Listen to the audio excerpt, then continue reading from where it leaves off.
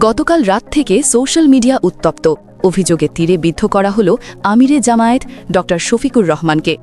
তার verified x handle বা Twitter account থেকে ইংরেজিতে একটি পোস্ট দেওয়া হয়, যার অর্থ দাঁড়ায় যেসব নারী ঘর থেকে বের হয়ে কাজে যায় তারা নাকি পতিতা। একজন জাতীয় নেতার অ্যাকাউন্ট থেকে এমন কুরুচিপূর্ণ কথা মুহূর্তের মধ্যে দেশ জুড়ে তোলপাড় শুরু করে। অনলাইন থেকে প্রতিবাদ গড়ালো রাজপথে। পোস্ট আসার সাথে সাথেই বিএনপি এবং ছাত্রদল যেন আগে থেকেই প্রস্তুত ছিল। তারা সত্যতা যাচাইয়ের কোনো প্রয়োজন মনে করল না। মুহূর্তেই সারা দেশে কর্মসূচি দিয়ে ডাক্তার শফিকের ক্ষমা প্রার্থনা ও বয়কটের ডাক দিল। কিন্তু প্রবাদ আছে, চোরের 10 দিন তো গৃহস্থের একদিন। অপবাদ দিয়ে শেষ পর্যন্ত পার পাওয়া গেল না। 24 ঘণ্টার মধ্যেই জামায়াতের মিডিয়া বিভাগ এক জরুরি সংবাদ সম্মেলন ডেকেছে। সেখানে কোনো রাজনৈতিক ভাষণ নয়, বরং দেওয়া হয়েছে অকাট্য টেকনিক্যাল প্রমাণ। জামায়াতে ইসলামের আইটি এক্সপার্টরা লাইভ দেখিয়ে দিলেন যে আমিরে জামায়াতের অ্যাকাউন্টটি হ্যাক করা হয়েছিল। আর এই হ্যাকিং কোনো সাধারণ হ্যাকার করেনি, এর পেছনে রয়েছে রাষ্ট্রের সর্বোচ্চ দপ্তরের হাত।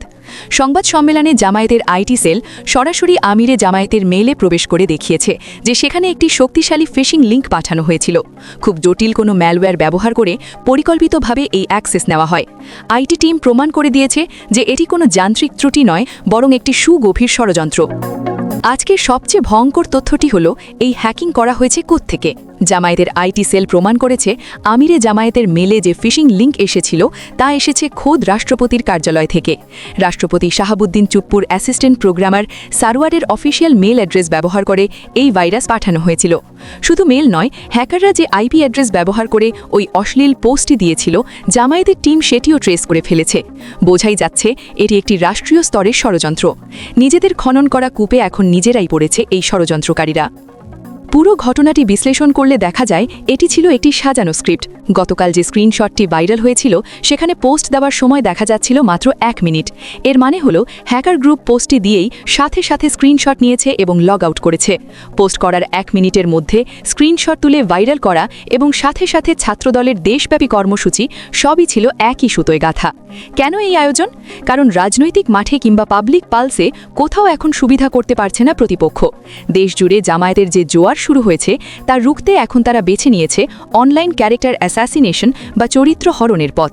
তবে এই ঘটনায় জামায়াতের জন্য অনেক বড় শিক্ষার বিষয় রয়েছে। যুদ্ধক্ষেত্রে চোরশত্রুর তলোয়ারের চেয়েও বর্তমানে কলম বা কিবোর্ড অনেক বেশি ধারালো। গতকাল যা ঘটল তাতে জামায়াতের আইটি টিমের দক্ষতা প্রকাশ পেলেও তাদের মিডিয়া সেলের চরম অদূরদর্শিতা ফুটে উঠেছে। হ্যাকিং হওয়ার পরপরই এটিকে জাতীয় ইস্যু করা উচিত ছিল, কিন্তু তারা দায়সারা একটি পোস্ট দিয়েই দায়িত্ব শেষ মনে করেছিল। তারা বুঝতেই পারেনি যে প্রতিপক্ষ ততক্ষণে জনমতকে বিপক্ষে নিয়ে গেছে। রাজনীতিতে দেরিতে টনক নড়া স্বাস্থ্যের জন্য ক্ষতিকর। সবচেয়ে বড় অভিযোগ, যেখানে রাষ্ট্রপতির দপ্তর থেকে ভাইরাস আসার, সেখানে জামায়াত এই তথ্যটি জনপরিসরে সময় মতো পৌঁছতে পারেনি। জামায়াতের এই পরিস্থিতি আমাদের মিশরের প্রেসিডেন্ট মোহাম্মদ মুরসির কথা মনে করিয়ে দেয়। মিডিয়া কুয়ের মাধ্যমে প্রচার করা হয়েছিল মুরসির স্বজন প্রীতি করছেন, তার ছেলেকে বিশাল বেতনে চাকরি দিয়েছেন। মিশরের মানুষ সেটা বিশ্বাস করেছিল, অথচ সত্য ছিল সেই চাকরি ছিল সম্পূর্ণ অবৈতনিক। কিন্তু মুরসি সেই তথ্য জনগণের কাছে পৌঁছতে পারেননি। রাজনীতিতে শুধু সৎ থাকলেই হয় না, প্রোপাগ্যান্ডা সামলানোর মতো স্মার্টনেসও থাকতে হয়। জামায়াতকে বুঝতে হবে এবারের নির্বাচনে নারীরাই হবে বড় শক্তি, আর সেই নারী ভোট ব্যাংক ধ্বংস করতে প্রতিপক্ষ এই জঘন্য চালটি চেলেছে। জামায়াতকে এখনই সিদ্ধান্ত নিতে হবে তারা কোন পথে হাঁটবে। তারা কি মুরসি মডেলের মতো সৎ কিন্তু মিডিয়া সেন্সহীন থাকবে, নাকি এরদোয়ান মডেলের মতো দ্রুত ও কার্যকরভাবে প্রোপাগান্ডা মোকাবিলা করবে? রাষ্ট্রপতির দপ্তর জড়িত থাকার বিষয়টি নিয়ে এখনই বড় ধরনের আইনি ব্যবস্থা এবং আন্তর্জাতিক তদন্ত প্রয়োজন। জামায়াতকে একটি র্যাপিড অ্যাকশন মিডিয়া সেল গঠন করতে হবে, যারা গুজব ওঠার 10 মিনিটের মধ্যে কাউন্টার দিতে সক্ষম। মনে রাখতে হবে, মানুষের মন জয় করা যেমন কঠিন, সেই বিশ্বাস ধরে রাখা আরও চ্যালেঞ্জিং। প্রিয় দর্শক, আপনাদের কি মনে হয় রাষ্ট্রপতির কার্যালয় থেকে এই ষড়যন্ত্রের বিচার কি হওয়া উচিত নয়? আপনার মূল্যবান মতামত কমেন্টে জানান।